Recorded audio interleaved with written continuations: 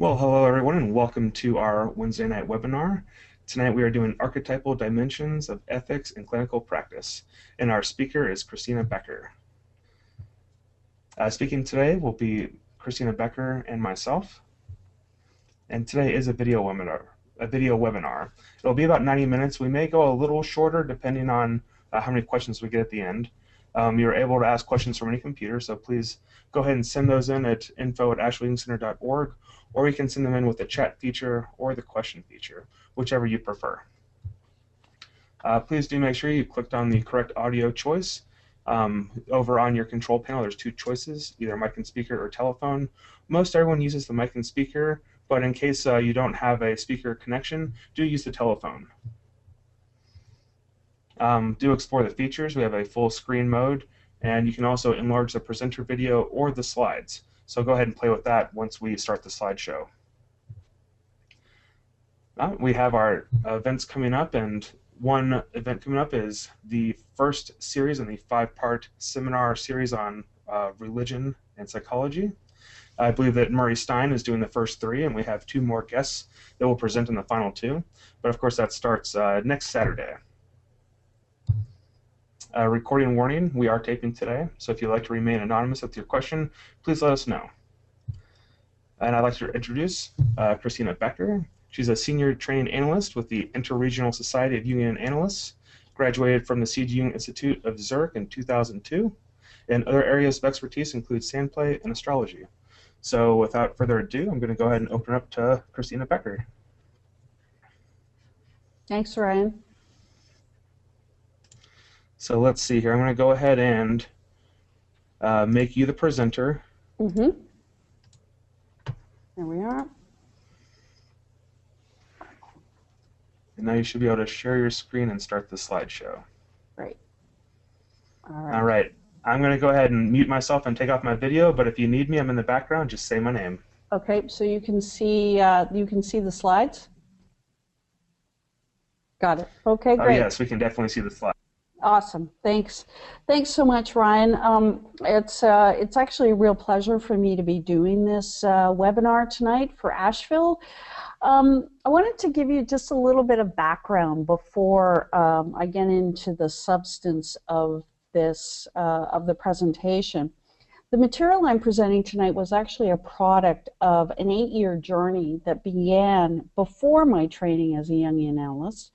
It was a core journey, in fact, in the process of becoming an analyst. And the product of this journey was my Zurich thesis, which then became a book published in 2004, and then the second edition was published by Chiron Publications in February of last year, 2014. The outside event was, in fact, non-sexual boundary violations with a psychotherapist. The inside event was a process of coming to terms with the violations as an encounter with my own narcissistic wounding and my sense of outrage. And when an intense emotional response begins to settle, my encounter with the experience of the outrage suggested that, in fact, there was something deeper going on that needed to be uncovered. So I wanted to say a little bit more about outrage. Many people experience outrage when something occurs that they perceive to be unjust, unfair, excessive, or otherwise inappropriate. It's a different emotional experience to rage, which is hot, fiery, and potentially destructive. When outrage and rage merge, it can be hard to differentiate. In a study reported in the Canadian Journal of Peace and Conflict Studies on the psychological dimensions of outrage against injustice, researchers demonstrated that a strong connection between the feeling of outrage and moral codes. It's a feeling that arises when some violation to a moral code is actually involved. So before I actually get into the meat, I really wanted to talk a little bit about what are we talking about? What are the definitions? This presentation was originally presented for colleagues at the Interregional Society of Jungian Analysts, so I realized that there might be some Jungian terms spread out throughout which might need to be explained. There's a lot of research from Jungian ideas, and there might be names that I cite that are common in the Jungian world, but in fact, need to be highlighted. When we talk about ethics, we understand that we're talking about standards of conduct, the human values, questions of right and wrong within certain contexts. And that these are the thou shalt nots that reflect the collective values in our ethical codes. Our ethical codes actually reflect values that sustain and guide us through difficult situations. They tell us how to behave and how to act given a particular situation. And so therefore they become statements of subjective truth that reflect a particular worldview or a philosophical orientation. They reflect collective, defined notions of best practice by prescribing the behaviors and actions that are considered acceptable and those that are considered unacceptable. So now I want to talk a little bit about Jungian concepts. A complex. This was the basis of Jung's theory. And a complex, according to Jung, is an emotionally charged part of our personality that when it gets activated, colors our perceptions, our actions, and our feelings. When a complex is activated, it's like we put on the eyes or glasses of that particular complex, and everything that we see in the world, how we respond, how we react, and our feelings are actually colored by that complex. The archetype. Even Jung wasn't actually very clear about what an archetype is. I think throughout his entire career, he had 3 or 4 particular definitions of an archetype. But in my sense, and when I talk about the archetype, I'm really talking about a universal principle, a principle that can be seen or identified with throughout for all human beings.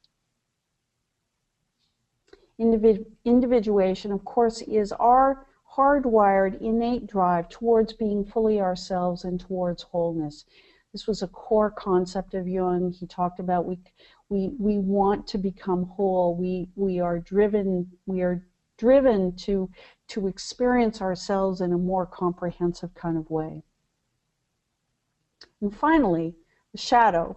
And the shadow is really our unconscious part of ourselves. That's the part of ourselves that we tend to project onto others. And it's also important to note that the shadow is not necessarily negative. It can be positive. It can be latent potentials that we actually don't know that we have in ourselves, but we actually see in others that we would like to be. So it can be both positive and negative. Okay, so here's what I'd like to, this is what the outline of the webinar is going to be. I'll probably be speaking for about 50 to 60 minutes, and then there's going to be some time for questions. And here's the essence. We're all really clear about the thou shalt nots, about why boundaries in analysis or therapy needs to be upheld. And what I'd like to do tonight is actually to explore the deeper, more universal aspects of this conversation and to explore the underpinnings, that is, the instinctual and mythological aspects of ethics, and how this perspective can inform, add to, and deepen our ethical attitude as we are in practice. It is the instinctual, mythological foundations of ethics that touches the core of our responses when there is a violation, therefore our outrage. And it's this emotional response that connects us with the feminine aspects of ethics that has to do with attachment, kinship, trust, and a natural moral law. And it would seem that when there are betrayals of attachment or kinship, we respond with outrage. And it's not just the violations of analysts and psychotherapists that elicit this response, but in fact it has to do with priests and young boys, doctors and their patients, teachers and their students. We could in fact create a very long list of betrayals that we were all very, very well aware of. And so in the pause of this, we're going to talk about the implications for practicing psychotherapy or analysis. We're going to talk a little bit about the archetypal core of the healer, the shadow side of the healer, and how do we cultivate our ethical capacity.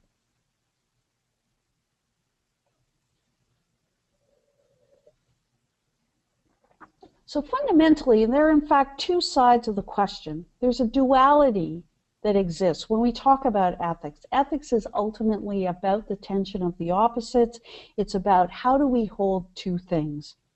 And somehow this affects the ethical stance that we have in our practices. The first question is, do human beings possess a natural or innate archetypal morality or ethics and morality social constructs? Are human beings inherently good, social, and moral, as Aristotle suggested? Or are human beings, as Freud argued, inherently aggressive and interested above all only in their self-interest? And those who believe that human beings are inherently moral also see conscience as an inner function, reflecting an inborn nature. And Jung was on this side of the equation. And those who do not believe in the inherent morality define conscience as an outer justice or law, either divine or secular, to which one must sacrifice personal interest. Freud's superego certainly falls into this perspective. So the internationally acclaimed biologist Edward O. Wilson delves into this debate in his article, The Biological Basis of Morality. And in it, he makes a distinction between the transcendentalists who believe that moral guidelines exist outside of the human mind, that is, moral values exist independently of our ego, and the empiricists who think moral guidelines are contrivances of the mind, that is, moral values come from the human being and are created by society to curb self-interest. In psychological terms, the debate he articulates is this: are ethics, moral principles, and conscience products of an innate morality or of universal laws that exist outside ego consciousness, or are they human inventions needed to maintain society? It would seem that the transcendentalists find resonance in the heart. Empiricist perspective wins the mind. And according to Wilson, people with a transcendentalist worldview seek to discover universal moral principles that reflect some natural law, and moral reasoning thus becomes an attempt to validate a universal or natural law. And in this view, ethics are archetypal, either as reflections of God's will or some other natural universal law. Whether their origin is divine or from some other source, principles exist in order of nature, and our job as human beings is to discover them. As Wilson suggests, the transcendental thinking, the chain of causation runs downward from a given ought in religion or natural law through jurisprudence to education and finally to individual choice. And the other, the order of nature, contains supreme principles, either divine or intrinsic, and we would be advised to learn about them and find a means to conform to them.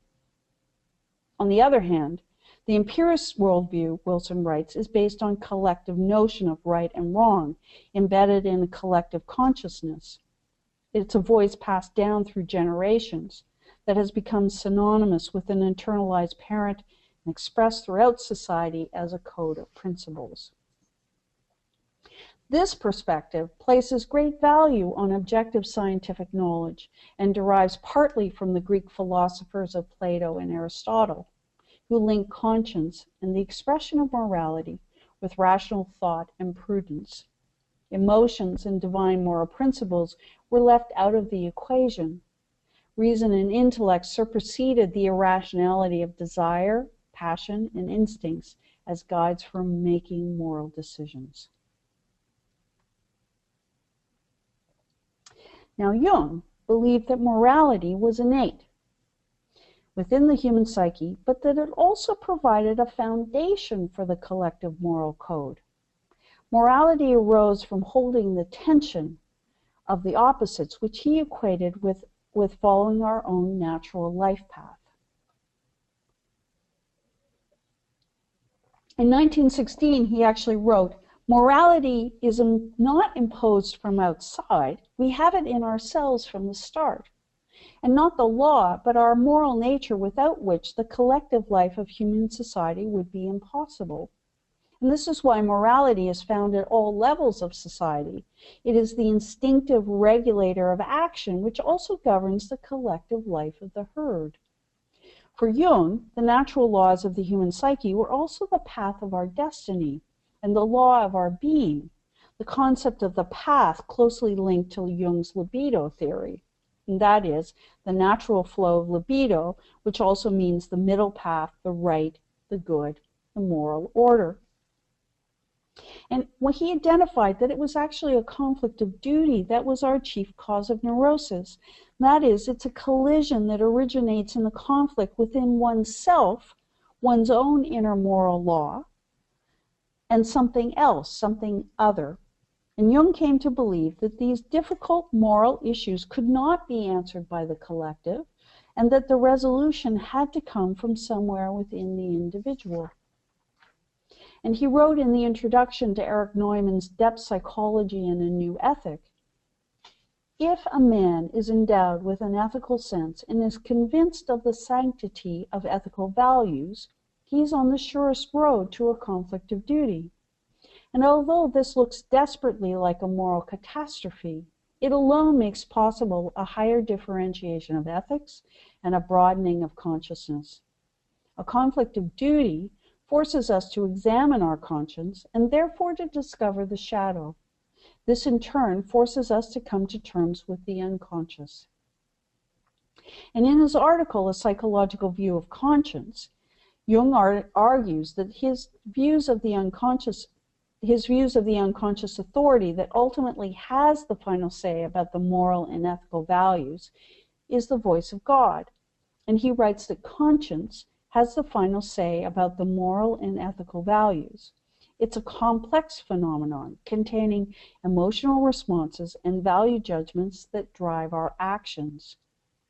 Jung's notion of conscience arose from his work with analysans, in which dreams suggested that there is in fact an innate moral agent that evaluated individual actions and behavior that was more deeply than the ego. It was more deeply felt than the ego. And it's interesting that Jung actually returned to the early Judeo-Christian idea when he equated conscience with the Vox Dei, the voice of God.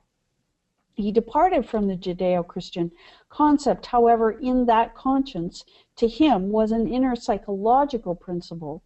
God reflected the divine center of the psyche, also known as the self, the archetype at the root of the ego that reflects the totality of the psyche.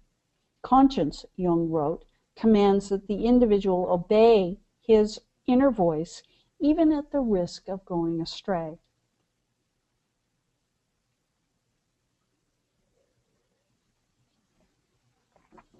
And Freud had quite a different idea.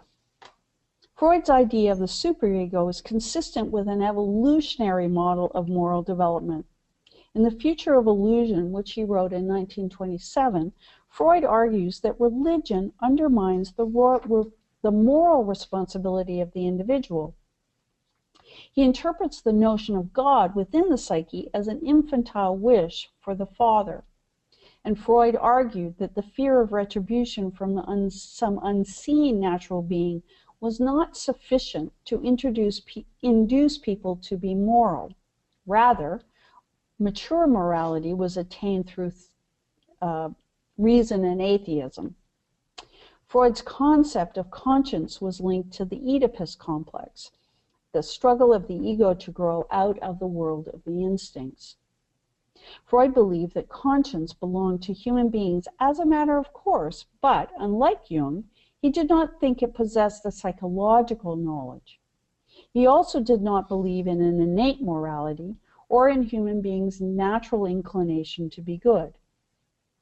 Whatever morality human beings did possess came from learning to repress sexual and aggressive instincts out of fear of losing love of others or feelings of guilt. Human beings were naturally antisocial and aggressive and became moral only as a result of civilization.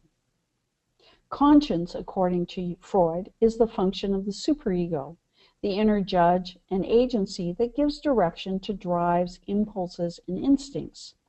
It reflects the internalization of the father or the parental authority in the psyche. Acting independently from the ego, the superego works towards some ego ideal of right and wrong and speaks to the individual's relationship to the collective, the human community in which he lives, and it becomes the eternalized voice of the collective. Ernst Bloom described the role of the superego this way: the superego is the representative for us of every moral restriction, the advocate of striving towards perfection. It is, in short, as much as we have been able to grasp psychologically of what is described as the higher side of human life. It is the precipitate of everything that parents, teachers, and exemplary models have bred into us. Later, this also incarnates the ideals, the moral decencies, the spiritual currents, which we've absorbed into ourselves. This view of morality and conscience is connected with the archetype of the father and collective moral norms. Jungian analyst Maurice Stein calls it solar conscience, which is rooted in the patriarchy and in paternal authority. Conscience of this type moves the individual toward holding collective values, aspiring to collective ideals, the ideals of the father, authority, logos, that are based on principle, judgment, reason, and rules.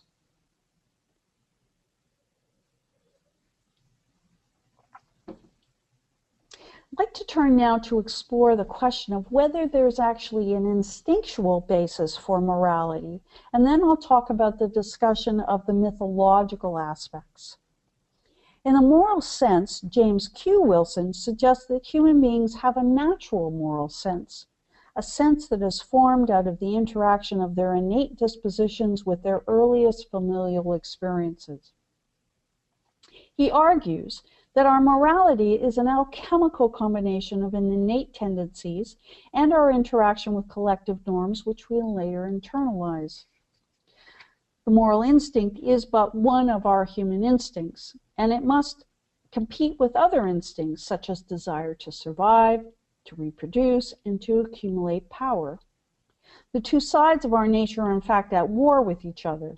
The instinctual desires and self-interest compete with our need to be social and belong to a community. And through this struggle, we may experience the difference between being human and being inhuman. And the way we resolve it depends on our character, the circumstances to our life, the social political environment in which we live. And as Wilson puts it, to say that people have a moral sense is not the same thing as saying that they are innately good. But by saying that a moral sense exists is the same thing as saying that humans by their nature are potentially good. And Wilson believes that human beings have an innate moral sense, an intuitive, directly felt belief about how one ought to act when one is free to act voluntarily. And he has theorized about this moral sense that binds the species together. He's explored four aspects of moral sense: sympathy, fairness, self-control, and duty. And these instincts have their roots in the biological matrix of human beings as social animals, and that they have developed as a product of evolution. And this is similar to the hypothesis advanced by Edward O. Wilson, which I talked about earlier. Our moral sense is very much related to kinship and to the strong human need for attachment. In other words, morality is based on the values of eros, relatedness, and the feminine. And that all human societies are organized around kinship patterns and the human obligation to kin and to children that cannot easily be explained by personal self-interest.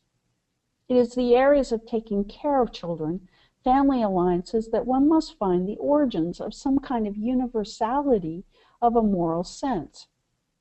And so it's in the development of aspects of psychology where the moral sense can be nurtured or, in fact, deformed.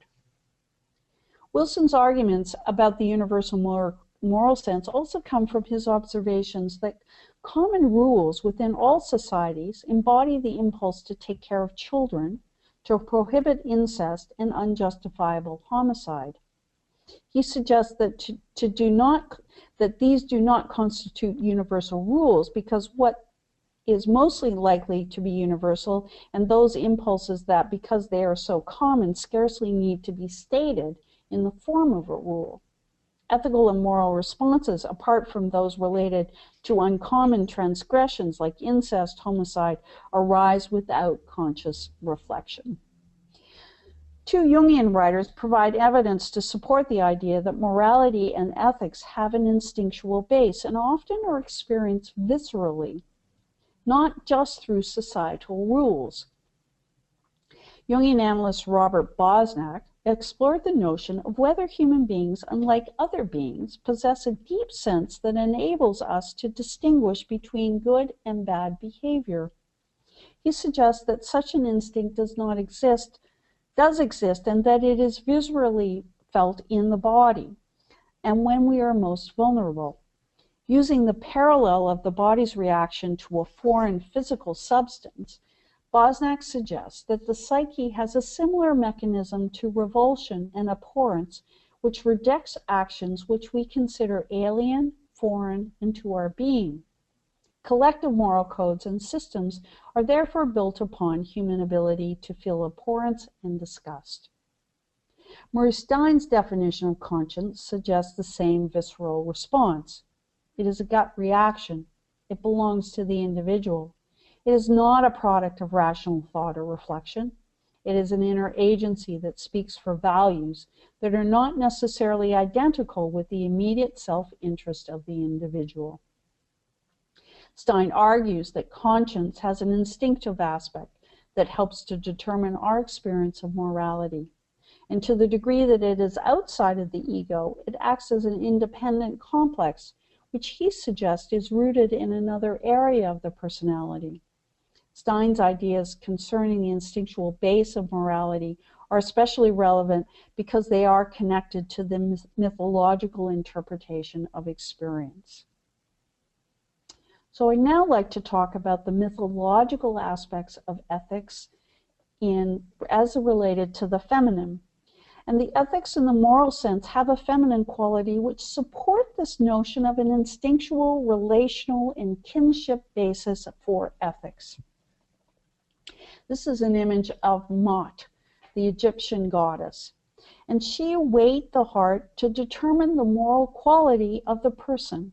The heart was placed on one side of the scale, and an ostrich feather was placed on the other side. And the ostrich feather was Mot's symbol of truth and justice. If the heart weighed correctly against the weight of the feather, the person would be considered justified in his or her life and deemed worthy to join the gods in the field of peace.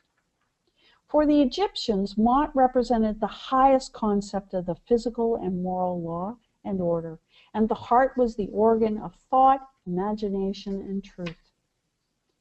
In his book, Solar Conscience, Lunar Conscience, Maurice Stein says weighing of the heart in the Egyptian mythology as a reflection of the lunar conscience is a mother right, which he defines as a sense of order and law that exists within the realm of nature itself. This connection is embedded in the name of the goddess herself, Mot. The original name was based on the Indo-European symbol for mother. And while the moral philosophy of the Greeks was highly rational, early Greek mythology suggested that the world was governed by an instinctual moral laws.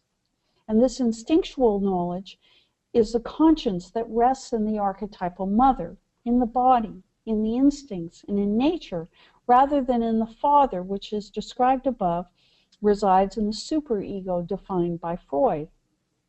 And at this level, actions and behavior are not rational or products of conscious reflections.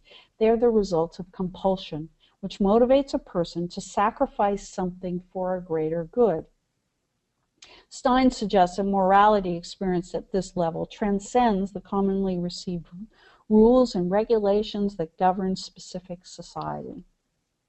And as James Q. Wilson suggests, this morality that lies at the foundation of this natural law arises from a basic need for attachment, love, eros, and carries with it the ideas of connection, embrace, empathy, trust, and feeling. Human beings are subject to a natural law because they live within nature. And as the Greek myths, the violation of these laws produce its own penalties, which arise from the unconscious, such as madness, psychosomatic illness, and personality disorders. Here we have Themis, the goddess of justice, who probably reflects most clearly the principle of natural law in Greek mythology. Her principal role within the pantheon was to act as an oracle, predicting the future, and she was primarily the voice of the earth and of nature. And like her mother Gaia before her, she acted as the oracle of Delphi, the same oracle that later became the voice of Apollo. Her name means right, but not right in the sense of commandment or decree, but rather she represents the belief that human beings must remain in right relationship with a universal order. And her symbol is a sword, and she stands opposed to hubris. Her presence in Greek mythology suggests a development of natural ethics, a kind of natural righteousness out of the Great Mother. Her other symbols include the lamp and the scales, which are used to weigh truth of situations. She is also the mother of Jorge, of the seasons and of the hours. And as such, she rules the natural evolution of time and the orderliness of the cosmos. Maurice Stein writes that the goddess defends our intimate and pervasive feelings of attachment, our early and physical psychological bonds of relationship to people and things, and our bond to our own people and physical need. Lunar conscience takes the attitude of a mother towards her children. She tends to their physical needs. She loves them unconditionally, emotionally, and primitively absolute. As a mother would, lunar conscience recommends that the ego accept life and live it fully. And there is imprinted in lunar conscience an ethic of acceptance and of self-acceptance. And so then, how do we take all of this stuff and bring it back to our practice, our clinical practice? What does this mean for us who are analysts or psychotherapists? And what does this mean? The instinctual feminine aspects of ethics relates to an ethics of relationship, of kinship, and of attachment. And thus it informs our emotions that arise when these kinds of violations occur. Because of this aspect, we naturally elevate certain professions to have a higher standard of moral conduct.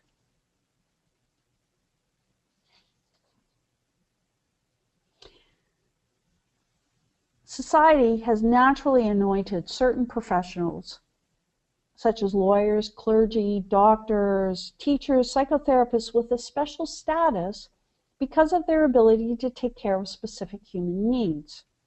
And is present in any professional relationship in which we place faith and trust in another to preserve, protect, treat our minds, bodies, or souls. And these professions are exalted. By conferring this status, we place great value on meeting those needs, and we consequently assume that these individuals are models of wisdom and morality. And in placing the faith in the professional, we naturally relinquish a certain kind of power or a certain amount of power in exchange for the professional meeting those needs. And it's interesting because this dynamic is actually, I believe, archetypal and can be seen in very early societies where shaman or medicine men were also magicians, doctors, or healers. They played an essential role in maintaining the psychological integrity of the community. His or her function was to attend to the physical and emotional, social, spiritual needs of the members of the community and to defend against disease, death, sterility, disaster, and a world of darkness. Community members thus placed an ultimate faith in the shaman's ability to call upon the forces of the spiritual world in order to protect the community.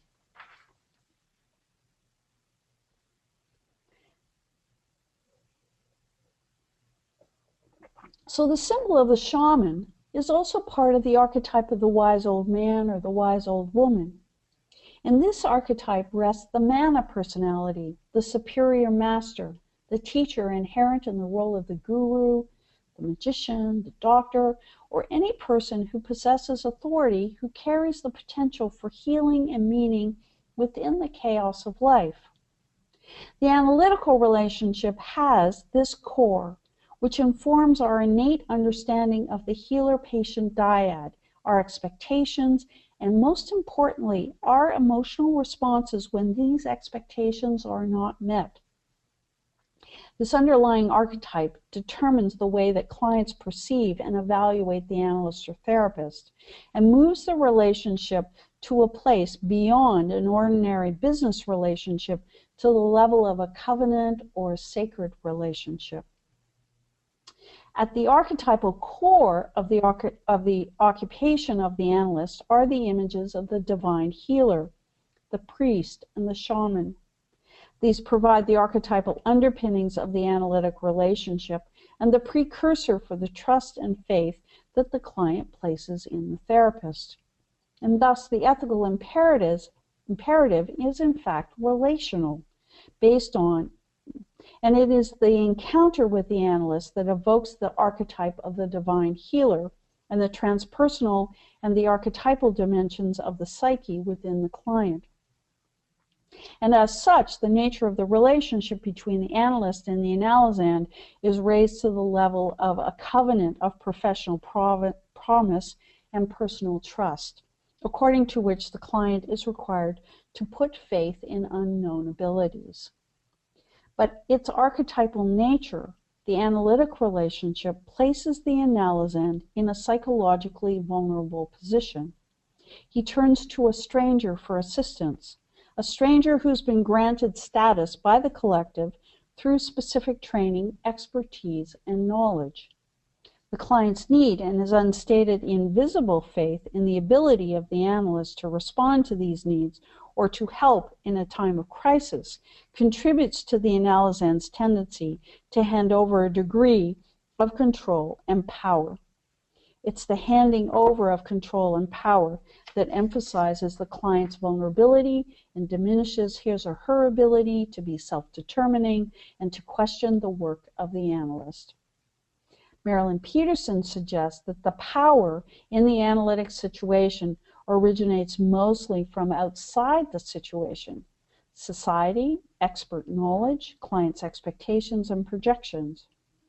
Other factors contributing to a sense of power surround the analyst include the analyst's own sense of personal power, his or her relationship to authority figures in the childhood, feelings of self-worth and entitlement, and the way she defines herself as an authority figure within the analytic frame, and the way she uses the authority in relationship to clients. So the very nature of morality and ethics, which deems some behaviors and actions acceptable and others unacceptable, automatically creates a shadow. Behind the idealized figure of a healer god, there looks an invisible invader, the attacker, the destroyer, the diabos confuser, and the devil. The analyst can poison and add to the patient's disturbance through his shadow, acting unconsciously out of his own complexes or out of some actually emotional need. Psychotherapists' personal needs arise from fear, hunger, desire, fatigue, or in fact the unhealed parts of the psyche that in fact tests our centeredness and our integrity. It's when we act unconsciously from these places that the integrity of the analysis and of the clients are compromised, and there lies the danger that the analytic therapeutic attitude will be lost. Like all archetypes, these figures come from the collective unconscious and strive to oppose the analyst's conscious attitude. Adolf Guggenbull Craig identifies the analyst's shadow as the charlatan or the false prophet. Power, the opposite of eros, derives the analyst's charlatan shadow, and in this power dynamic, the use of his healing knowledge is directed towards a personal advantage or influence or financial gain. And in fact, it's a great temptation for the analyst to abuse power position so he can be seduced away from his primary allegiance to the analyst's therapeutic process and ability to look inward. Well-meaning analysts can easily, though inadvertently, activate the shadow aspect of the healer and abuse power in an attempt to relieve the suffering of analysts.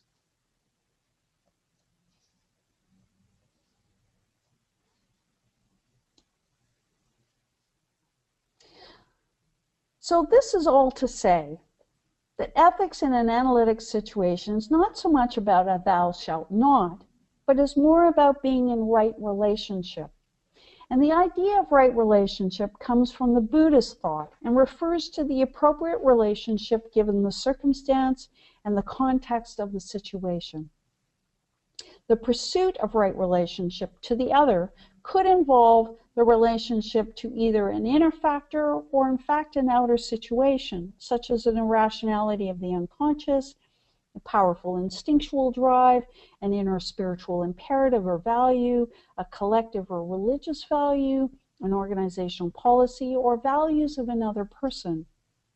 And therefore, the ethical attitude means holding the right relationship to that particular situation, in addition to recognizing the reality and the subjectivity of the other. While collective ethical codes provide a framework, it is impossible for these codes to provide for every eventuality. Further, it's quite possible to adhere strictly to a collective ethical code and still behave unethically. The ethical dilemmas that psychotherapists face in day-to-day practice arise from the unique chemistry between the analyst and the client. And this is where the ethical attitude must come into play. Hester MacFarlane challenges the assumption that as long as psychotherapists follow stated ethical guidelines, they can consider themselves ethical. For her, the analytic attitude is the ethical attitude. So how do we develop our ethical capacity? Steve Grisendorf, who is a leader in thinking around ethics in business, suggests that building ethical capacity involves an ongoing process of strengthening one's ability to make ethical decisions. He writes, ethical capacity is constantly being developed, taking into account new information, new learning, new experience, new relationships, new understanding. And as such, our ethical capacity, like our muscles, must be exercised. We can't actually developing our ethical capacity is not a one-time ethical or developmental achievement to be retained for the rest of our lives, but in fact, it is a dynamic and ever-present. And Grisdorf identifies 4 key elements in the process of developing ethical capacity: listening, reflecting, discussing, and engaging. And these elements embody the need for both an internal and an external orientation. These elements reflect the need to be actively engaged in a discussion with another, whoever or whatever that other happens to be. The ethical attitude does not operate in isolation, and to function properly, we must rely on the concept of right relationship. That is, we can only come to know our ethical capacity in relationship to another. Grisendorf suggests that listening is an inner and outer process. Listening means being open to our inner voice and our conscience, while also heeding and noting the information we receive from outside. The second component of ethical capacity building is reflecting. We must constantly evaluate our ideas, beliefs, ideals as they are affirmed or challenged. This also compels us to reassess our beliefs and our ideals in light of changing circumstances. Through the third component, discussing, we articulate our beliefs to the world as a process of delving more deeply into the subject. And this allows us to clarify the impact or potential impact of our beliefs on our environment and the people in it. And finally, Grisendorf advocates the need to put the fruits of the first three processes to work. That is, we must bring them into the world, actively engage in ethical capacity building on a daily basis. And he suggests that engagement requires a degree of risk, tolerance for ambiguity, uncertainty, and anxiety. In her article, Birth of an Ethical Attitude in a Clinical Setting, Elizabeth Richardson provides a useful analogy to describe the experience of falling out of the analytic attitude when fundamental archetypal level of the psyche is touched. Her analogy is found in the story of Odysseus in Homer's Odyssey. As Odysseus' ship passes the island of the Sirens, he has himself strapped to the mast, because the Sirens were known to lure sailors towards them with their sweet but deceptive song. Their ships would then eventually be destroyed on the island's jagged rocks. And this story offers an image of seduction, of being lured off the straight and familiar paths. Richardson writes, "It is at these times that we are most vulnerable and have to hope that our internal sailors, the unconscious voices of reason, will be lashing us to our own ethical mass and preventing us from being seduced into acting out with a patient.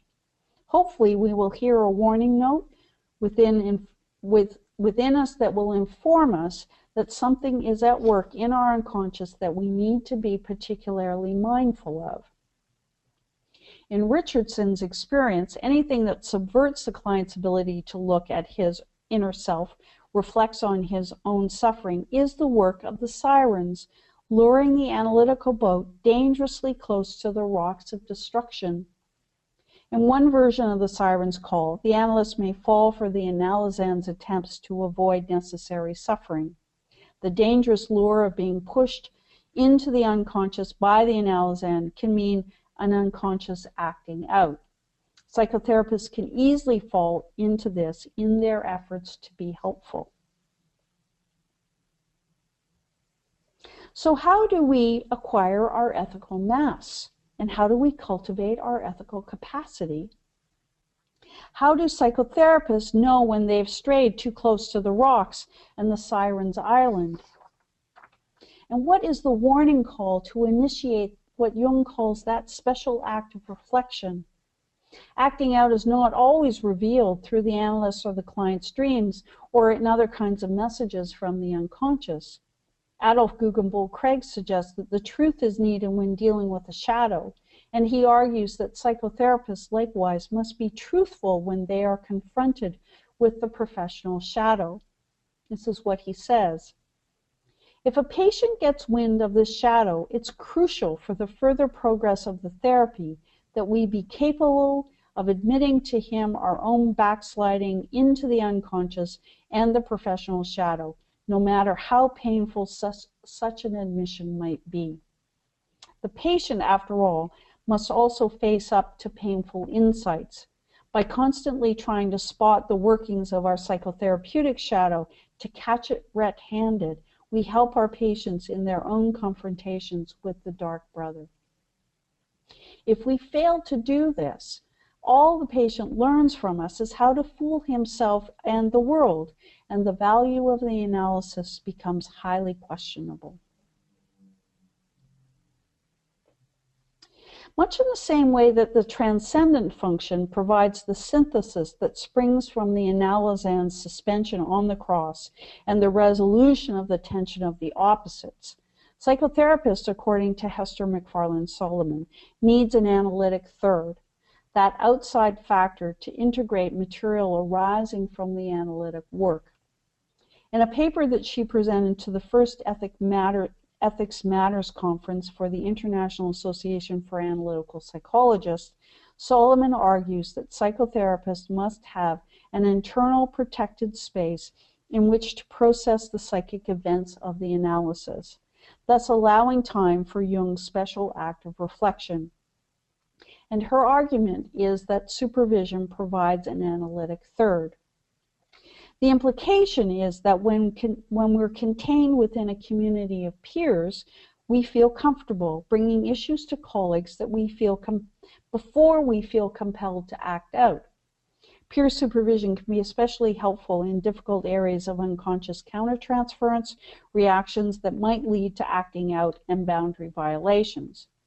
Supervision can take place with senior psychotherapists, in peer supervision groups, and through other professional development activities, and it can serve to restore the ego's attitude that has been lost to the control of a powerful complex.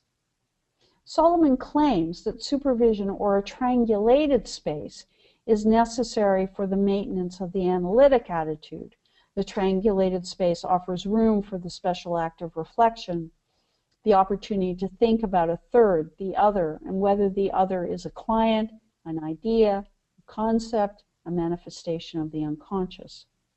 Solomon argues that this idea has profound implications for training institutes, which need to foster an internalization of a third, in which training candidates, rather than assessing candidates according to their ability to work independently, fostering the ethical expectation of ongoing supervisory provision is more likely to engender a generality based on commitment to the analytic attitude within a training institution, as a tradition of good clinical practice is passed down through the analytic training generations.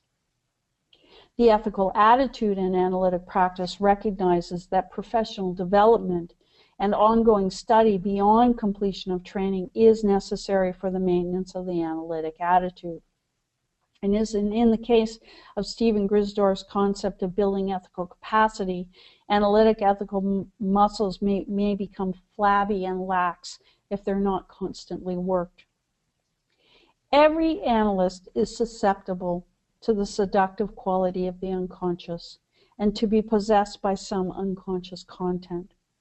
And at an archetypal level, possession by the healer archetype is a subtle inflation caused by an ego appropriating something that does not belong to it.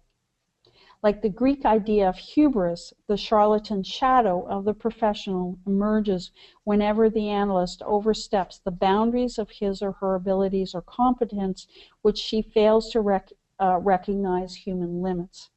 This is the test of the ability to accept our limitations, and that is the capacity to accept the confines of what Pauli Young-Eisendrath defines as integrity, and that is the inappropriate crossing of a boundary that can either be a relatively minor mistake or a violation, depending on the analyst's ability to confront his or her own shadow ethically. And in conclusion, I'd like to quote John Beebe. He writes, "If the psyche is to find the ground in itself, in its own reality and the fact of its boundaries, therapists have to do something to acknowledge when they transgress those boundaries and to atone for the violation of them. Like the real body, the subtle body of the psyche demands respect for its limits, and all hell breaks out when they are not respected." And according to this sentiment, it is important for psychotherapists to be in a process of self-examination, to accept responsibility for our own unconsciousness in order to support clients in their own confrontation with painful insights and with the shadow aspects of the unconscious. So that's the end of my formal presentation. I'm now be quite open for questions. So Brian, can you, thank you. I'm just going to close my screen and we'll take some questions. Yep. Absolutely. Do you have your video up now? I will. Or do you see me yet? Yep, here I am. Yeah, here I am. Okay, Perfect. good. First of all, wonderful presentation. Thank you. Thank you very I much. feel like I say wonderful all the time. This one was exuberant. Oh, great. Really enjoyed it. I don't think we have done anything on ethics yet. This really was an eye-opener. Oh, great. Just thinking about things back in high school and learned behaviors, and it's very interesting. Mm. Yeah, So I think let's. I think that the thing that opened my eyes about all of this was that when you actually get into the deeper quality and realize that it's actually a violation of relationship, it becomes for me like a no-brainer. It's just about being in right relationship, and all violations in which we get ourselves in trouble is when we forget what the nature of the relationship is. I can't agree more. Mhm. Let's see. I did get a couple of questions in. Hmm.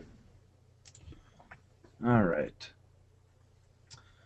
So I have one person that asks, can you give an example or two of the right relationship? Well, it's a question of it's a good question because it really is a question of the context. So, in a psychotherapeutic relationship, our primary allegiance is to developing or to accompanying the analysand or the client on their own self-discovery. Our primary allegiance is to them. And so the context of that means that the therapist has to put aside any personal interest for the most part. So, um, just issues of self-disclosure, asking a client for advice in a particular thing, it changes the dynamic, and in a way, much in the same way that a parent is the right relationship of a parent to the child is to nurture and to foster. When the parent asks the child to mirror them, then in fact the relationship is now reversed, and that right relationship has been construed. So whenever a person of power, um, their needs take over and usurp the primary purpose of the relationship, the right relationship has been lost. I see. I can see how it would be easily lost. You know, if the psychotherapist lets the patient kind of get into more small talk about the therapist, things like that. And I know that Right. that happens all the time.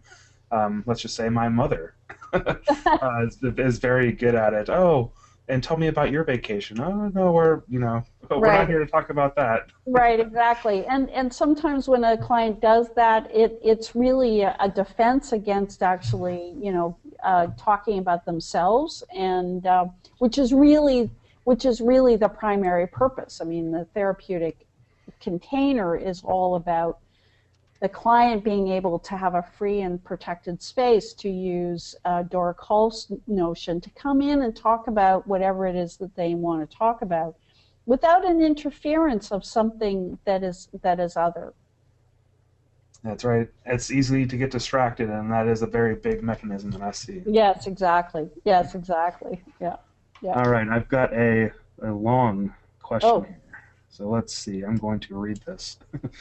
James Hillman, in Myth of Analysis, states that the analyst actually creates the transference field by being available for therapy. He flips it on its head. The therapist has the initial transference, and the client or analysand has the countertransference. He also says to quell transference, we must show interest in psyche and draw in the client to also have an interest in psyche. It hmm. seems that this type of interest beyond the completely personal realm also staves off the inflation you speak of. Can you say more about transference and countertransference within the context of the session? And would you agree with Hillman that an interest in psyche herself moves us beyond the transference? Great question. His theory is also that the interest in psyche brings integrity to the work.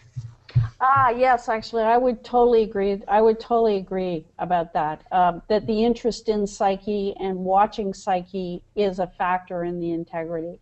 I hadn't heard about that the analyst has the transference and the client has the countertransference, but that actually, in a way, kind of makes sense because the analyst or therapist has the ideal client, right? Has the person that they want to attract into their practice, and so may project or may create some kind of idealized client. Oh, great! This is going to be my ideal client. Great! I can talk about all this kind of stuff. Um, so there are various. For somebody who doesn't know a lot about Jung, I have a lot of people who come into my practice who know a little bit about Jung, but they don't know a lot. They come because I'm in the neighborhood, or they like my face, or whatever it happens to be. That kind of cultivation in the world of psyche is actually a really large part of the work for me, and I suspect for a lot of people. The fascination and the engagement and the wonder around dream work and how psyche can actually manifest in synchronicities and dreams and in very deep healing. And that necessarily has to, the analyst, I think, really needs to cultivate that. With our own fascination, and if the client has to cultivate that, it's through our fascination with psyche. Often I find myself going, wow, man, that's like such a beautiful dream, and because I'm so moved by it, and there I'm actually, there I am in I'm creating the transference because I'm moved by a dream. And I get this kind of big doe-eye kind of look on the client, and it's like, wow, really? Like, that's a really great dream? I said, oh yeah, like that's like so fantastic. And so in that kind of cultivation of the energy and the yeah, well, I think we have a lot to do. Jung did talk about the analytical process as often a process of education, especially for people who have a Jungian analysis is actually a first time experience. I agree. And trying to do that without kind of trying to do that, it's an art of timing, and trying to do that without imposing too much, or downloading too much information so that in fact is overwhelming is a very important. I think that kind of stuff is very much of an art. Well, yeah, a lot of the times you have to wait for the right circumstance in a person's Absolutely, life. yeah, absolutely, It's yeah, especially young folks, or even middle-aged folks who are set in their ways. Sometimes it takes just some sort of outside force to get them to need to journey within. yeah, exactly, yeah. Let's see. Um, I got one, and it was some individuals are very oversensitive when you were talking about kind of the perceived burden, or not perceived burden, when you're talking about folks seeing injustice on the news, especially as of late. Mm. You just see a lot of atrocities in Mhm. Africa, the Middle East, North Korea, Mm.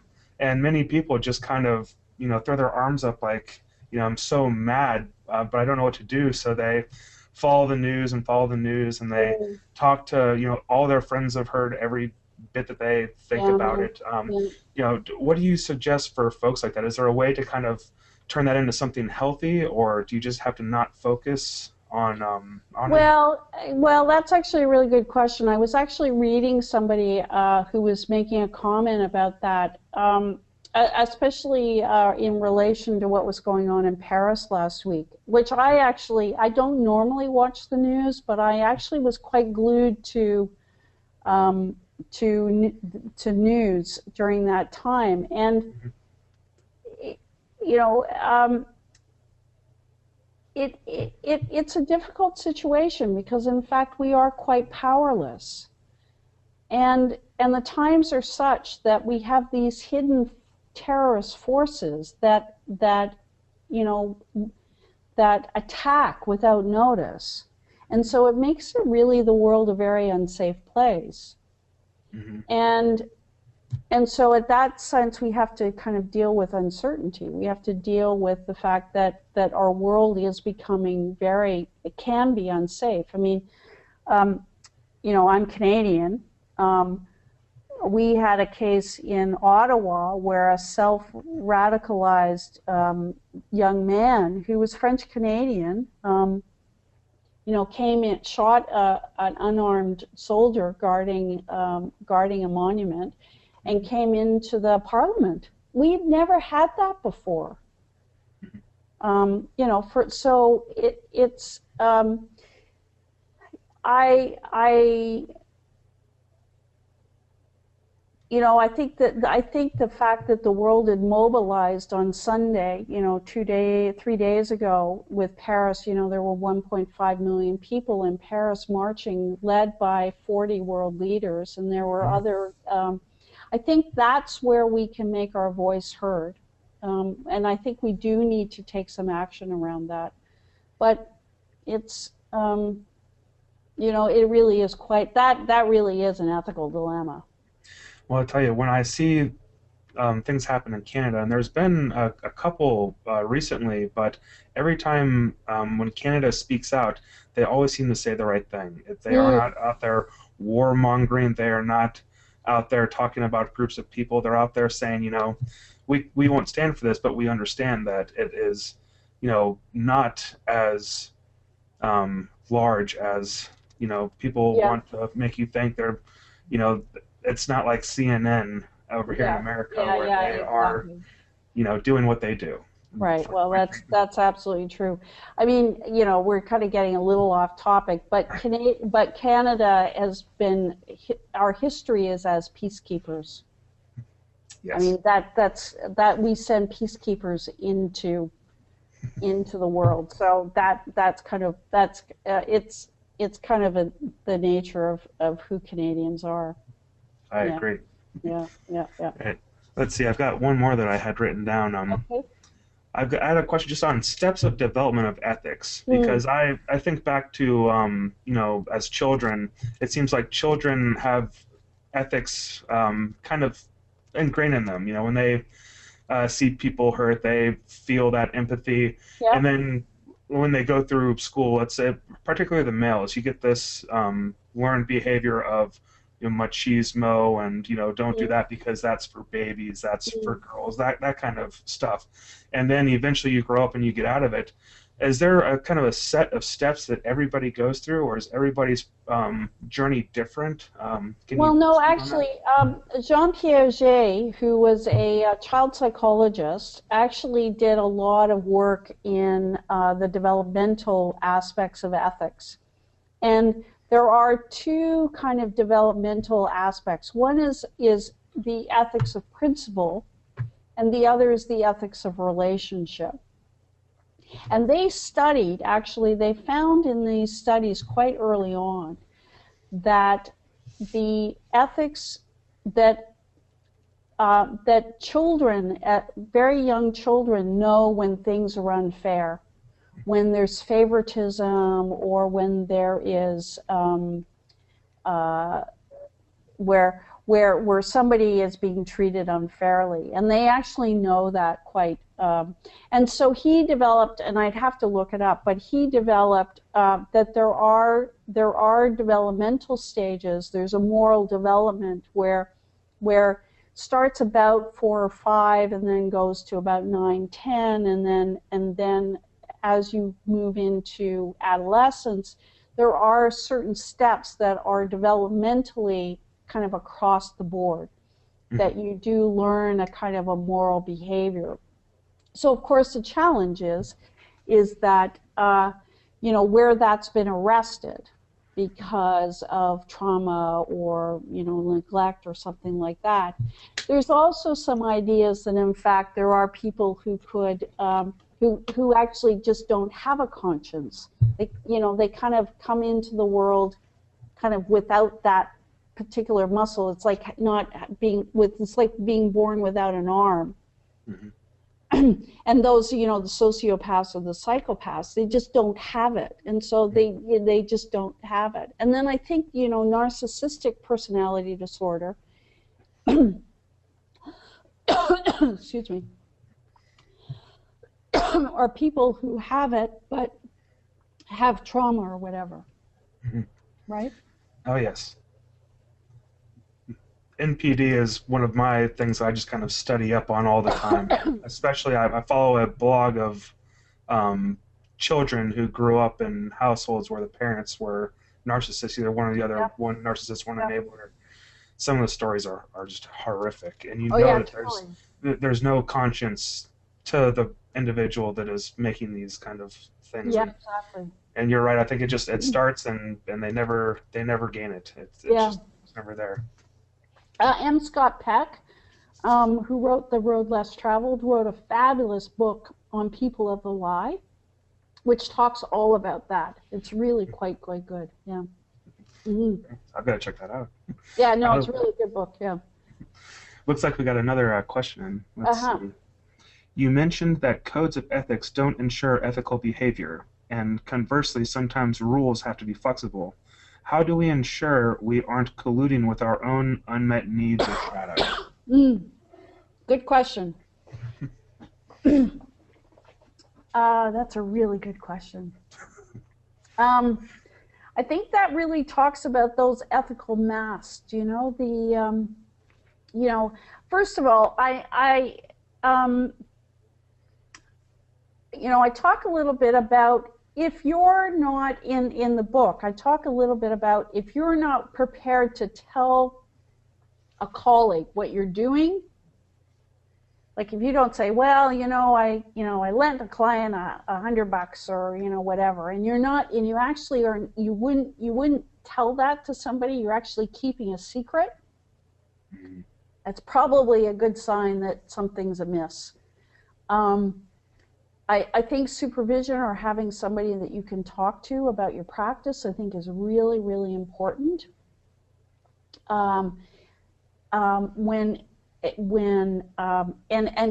of, I would call it maybe a sixth sense or some kind of intuition that when something kind of goes awry, or you also, what Stephen Grisdorf talks about is the listening.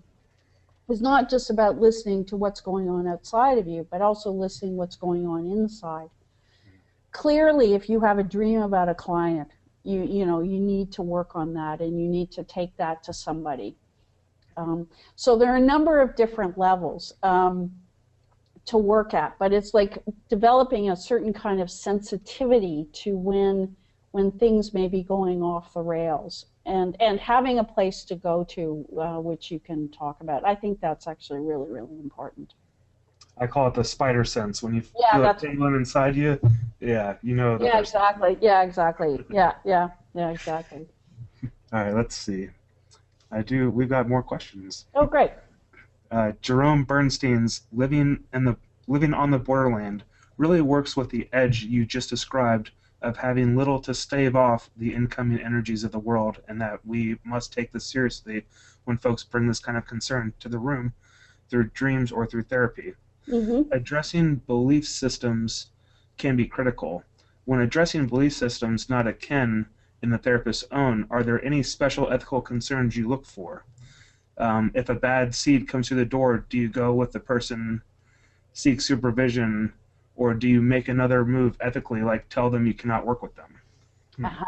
Very interesting. That's a really interesting question. I'm trying to think how that would work. I mean, I guess the patient would have to have some sort of truly distinct notion that you just don't agree with. Yeah, I actually haven't, I haven't really experienced that too much in my practice. I've had a little bit.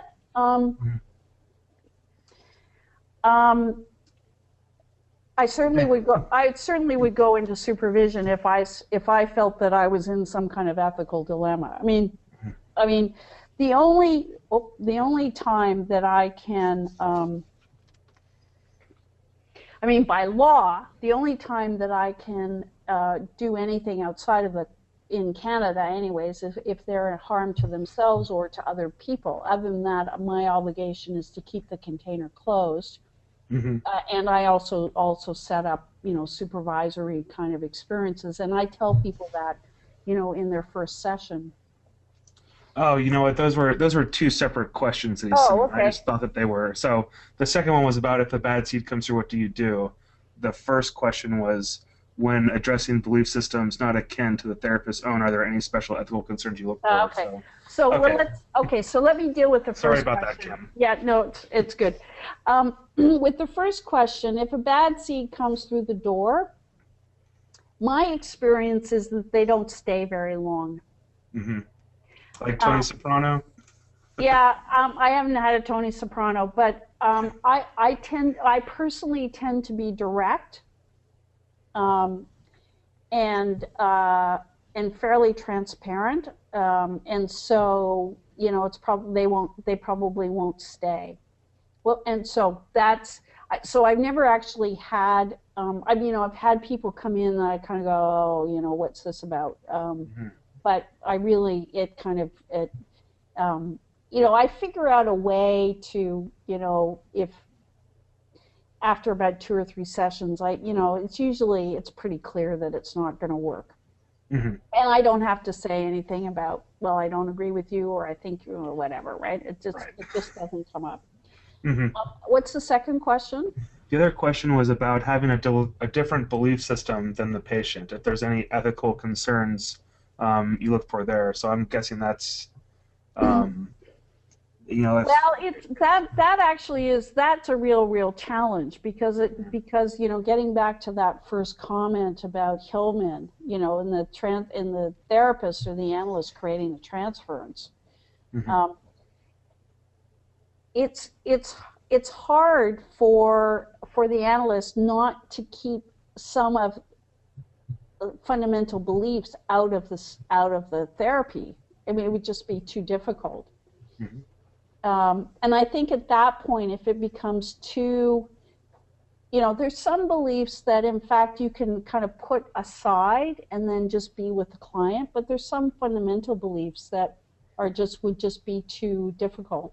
And at that point, I think you really do need to let the client go and say, I'm not really the right person for you. You need to find somebody else, Hmm.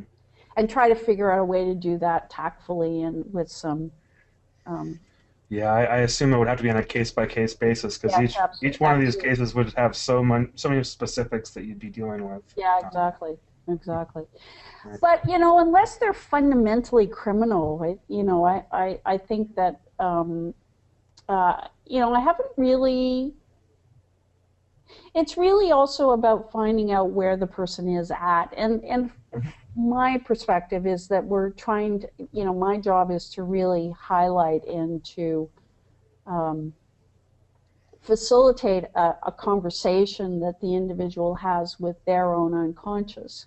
Mhm. And so unless we're talking about politics or something like that, some stuff that doesn't necessarily come in all the time. All right, so I've got a follow up. It says, I think Burstein was speaking to cultural belief systems, specifically Native American, Uh-huh. accommodating their background. Yeah, yeah. And I have worked with First Nation people, so, and I know a little bit about that. So, and I think that's really interesting for me. So that for me is not necessarily an issue. I've also worked with, I've looked, the thing also, I guess, about Canada is that we are very multicultural. Hmm. So I've worked with Muslims, I've worked with people who are Hindi. Hmm. So uh, it's just, and for those issues, it's not really an issue for me. Hmm. Um, I'm now working with somebody from the First Nations community, so it's just, yeah, and I guess it's just an issue of tolerance for me, anyways, of other people's beliefs. Right. Hmm. Okay. Well, it looks like we are dry on questions. Do you have any final thoughts before we end for the evening? Um, Great question. This, um, I think just in terms of my closing comments,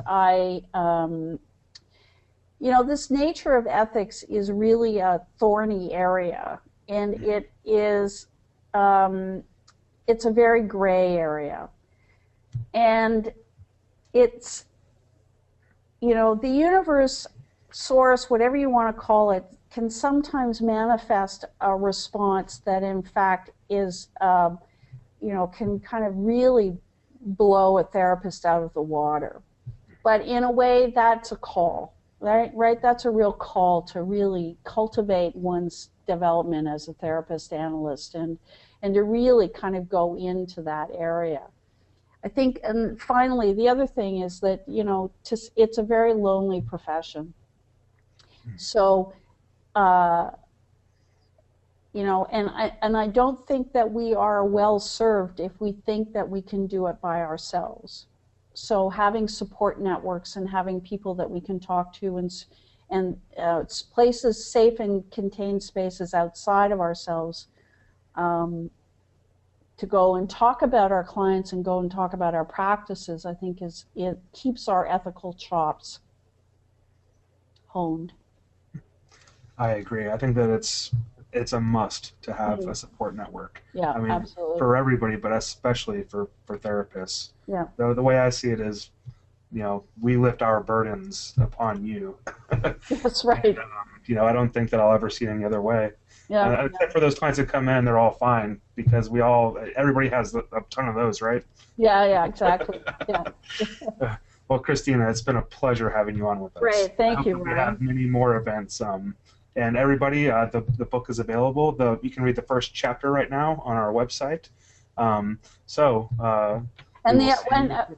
we'll just actually pump that in March. We'll have the second set of the second webinar of the book, which is really about how do we live an ethical life, and using some images from the Red Book and Jung's confrontation of the spirit of the times and the spirit of the depths as his kind of conflict of duty, and how can we use that to apply that to our own lives, and how can we live a life of integrity and authenticity. So that's coming up in March. That's coming up in March, and we're going to have that registration page up very soon. So be on the lookout for that. We'll send out an email too, but I can't wait for March. It should be another excellent webinar. Thank you. Well, thank you so much, and good night to you, and good night to everybody out there. Great. Good night. Okay, take care, everybody.